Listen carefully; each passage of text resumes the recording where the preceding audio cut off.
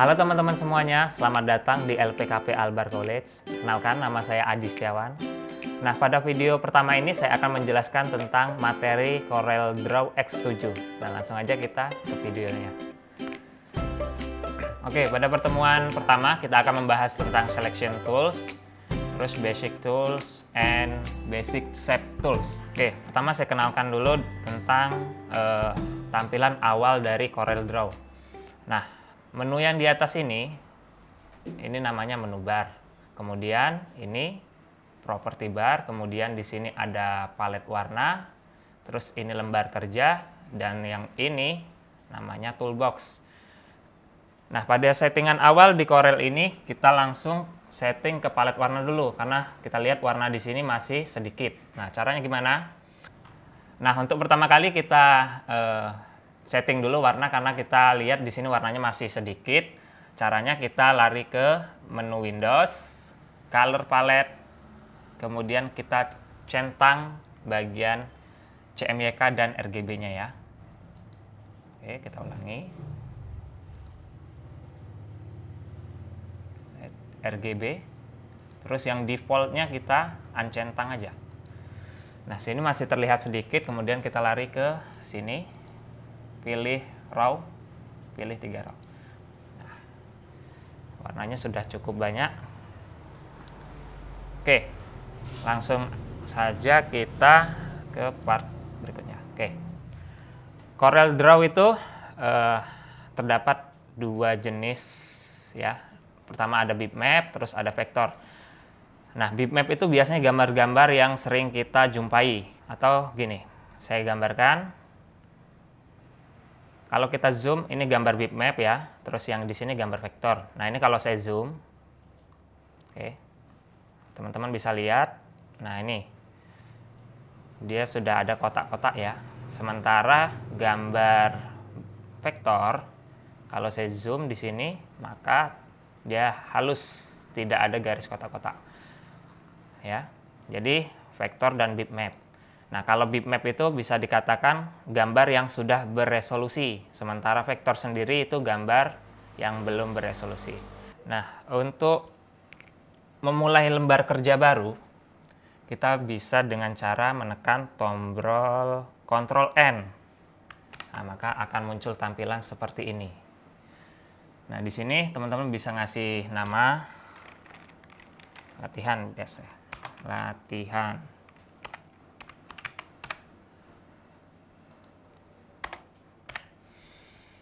Nah, ini settingan dari lembar kerja itu bisa A4, A5, A6, ataupun bisa teman-teman custom ya. Custom. Terus ini settingan milimeter, pixel, inci, dan lain sebagainya. Nah, karena kita pakai settingan A4, di sini sudah tertulis width-nya 21 dan height-nya 29. Nah, ini untuk lembar kerja portrait atau landscape. Ini biarkan aja langsung, oke. Nah, ini cara membuat lembar kerja baru tadi bisa menekan dengan tombol Ctrl N atau bisa lewat sini. Nah, ini ada icon new ya, sama aja. Oke.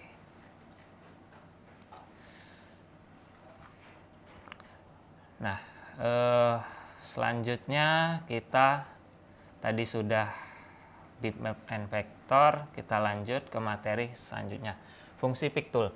Nah, di sini toolbox ini ada namanya pick tool. Pick tool itu menu yang paling atas. Nah, ini pick tool ya. Kalau kita diamkan lama kursornya di sini, maka akan muncul tulisan pick tool. Nah, fungsi dari pick tool ini untuk menseleksi ya, menseleksi seperti ini. Kemudian membesar kecilkan. Nah, membesar kecilin ya. Terus juga untuk merubah rotasi atau mutar-mutar objeknya. Nah, ini bisa kita putar-putar. Atau teman-teman kalau mau mutar-mutar bisa lewat property bar-nya lewat sini ya. Kita klik gini, kemudian bisa di sini. Itu ditulis saja sama teman-teman berapa sumbu derajatnya. Misal di sini saya pakai 45. Kemudian enter. Nah, dia berputar. Atau misal 60. Enter. Ya. Seperti itu. Nah, pick tool ini juga berfungsi sebagai membuat gambar itu berwarna atau objek ini berwarna ya. Kita sebut di sini objek aja ya, karena ini resolusinya vektor bukan bitmap.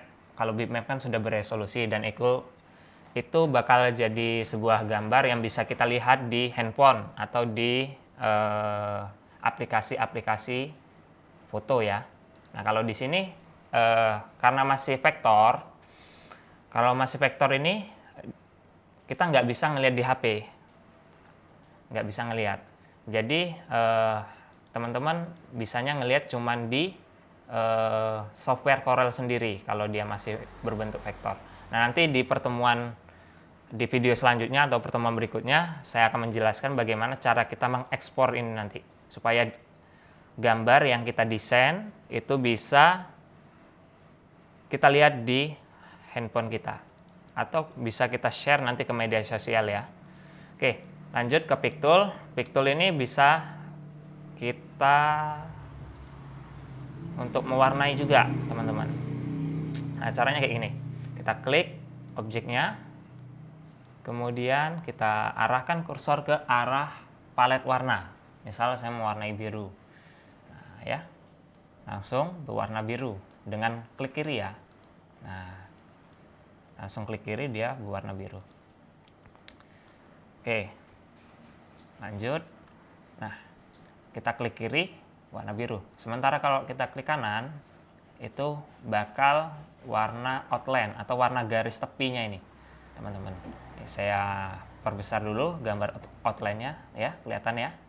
Saya hilangkan ini. Nah, kalau saya klik kanan, misal bagian putih. Nah, itu warna bagian objeknya atau warna dalamnya yang berwarna. Nah, ya seperti ini. Kalau kita mau warnai outline ini, kita cukup dengan klik kiri.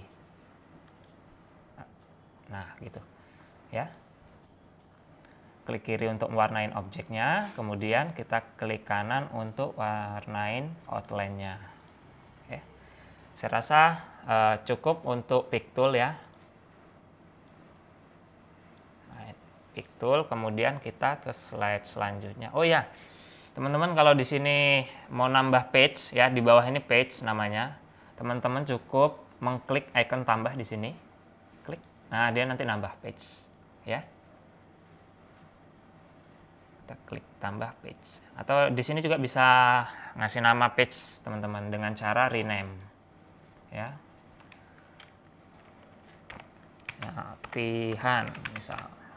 Oke. Nah, jadi dia langsung nge-rename atau mau di-delete juga bisa. Delete page. Ya. Oke, langsung aja kita ke basic shape tools berikutnya ya. Basic shape itu ada rectangle tools, ellipse tools, polygon, sama star. Nah, untuk toolsnya sendiri teman-teman bisa ngelihat di sini. Nah, ini yang icon kotak ya, rectangle. Kalau kita lamain kursornya di situ akan muncul rectangle tools. Oke, teman-teman klik. Nah, terus teman-teman drag aja seperti biasa. Nah, ini kan saya buat persegi panjang ya. Nah, gimana caranya kalau kita mau buat persegi? Nah, teman-teman cukup ngedrag tapi sambil ditahan tombol kontrolnya, ya. Nah, habis itu lepas di mouse, kemudian lepas. Jadi dia otomatis membuat persegi secara sempurna, ya. Nih, tuh. Kalau teman-teman membuat persegi panjang, cukup didrag aja kayak mau ngeblok gitu. Nah, kemudian pastiin kalau kita sudah selesai ya membuat sebuah objek apapun itu. Ini kan saya ngeklik rectangle nih. Nah, kalau saya mau klik ini, dia jatuhnya lain nih. Nah, pastikan kalau sudah selesai, teman-teman pakai tools apapun itu, teman-teman kembali lagi ke pick tool ya. Nah, supaya dia netral kembali toolnya. Nah,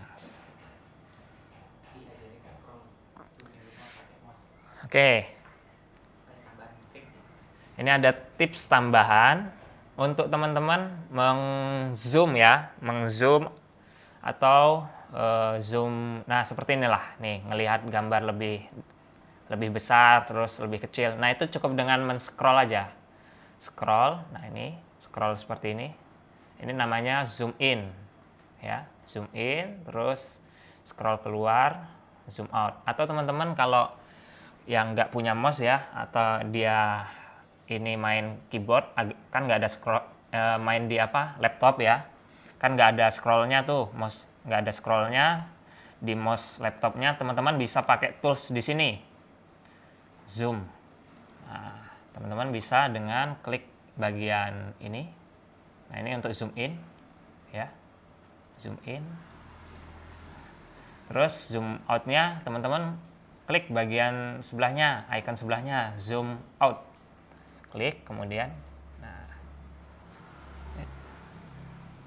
sebentar, ya, zoom out.